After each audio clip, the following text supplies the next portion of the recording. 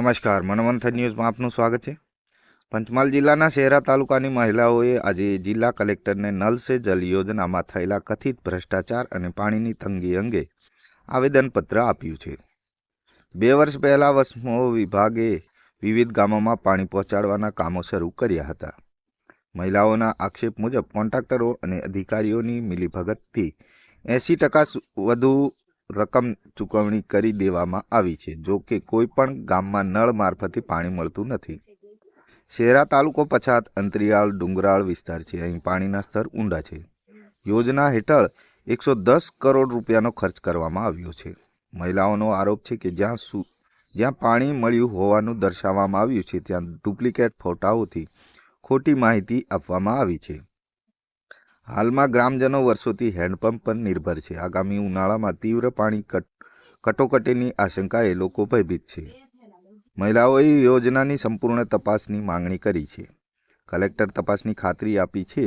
મહિલાઓને ચેતવણી આપી છે કે જો સરકાર અને તંત્ર દ્વારા તાત્કાલિક પગલાં નહીં લેવાય તો ઉગ્ર આંદોલન કરશે। અગાઉ પણ તપાસો થઈ હતી પરંતુ કોઈ કાર્યવાહી થઈ ન હતી। મનોમંથન ન્યૂઝ, ગોધરા। कैलाशबेन नरेन्द्रसिंह हूँ शेरा तालुकामांथी आऊँ छूँ। नल से जल से योजनाનું કામ માટે આવી છું આયોજન પત્ર લઈને।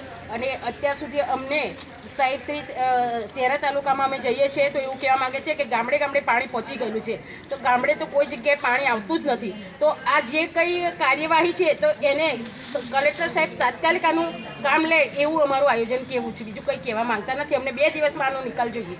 શું તકલીફ શું પડે છે અત્યારે? પાણી અમે પ્રસુ રાખીએ, ગમે તે રાખીએ તો પાણી વગર અમે કયું કામ કરી શકશું? ઘરમાં 5 જણ હોય તો 5 પાણીમાં ભરવામાં ચાલુ થઈ જાય તો પછી બાળકોને જમવાનુંથી આ માંડીને તમે ક્યાંથી લાવીશું એમ। એટલા માટે અમારે તાત્કાલિક પાણીનું સુવિધા અમારે જોઈએ છે। નલ સે જલની શું સ્થિતિ તમારા તાલુકામાં? અમારા તાલુકામાં એ જ છે કે પાણી જ નથી આવતું। લોકો એવું કહેવા માંગે છે કે અમે નળ સે જલ છું, તો અહીંયા આગળ અમે બધું નળની ચકલી બકલી બધું નાખી આપ્યું છે, તો પાણી ગયું ક્યાં એમ? ચકલીમાં તો પાણી આવતું જ નથી। ઓકે ચાલો આવતા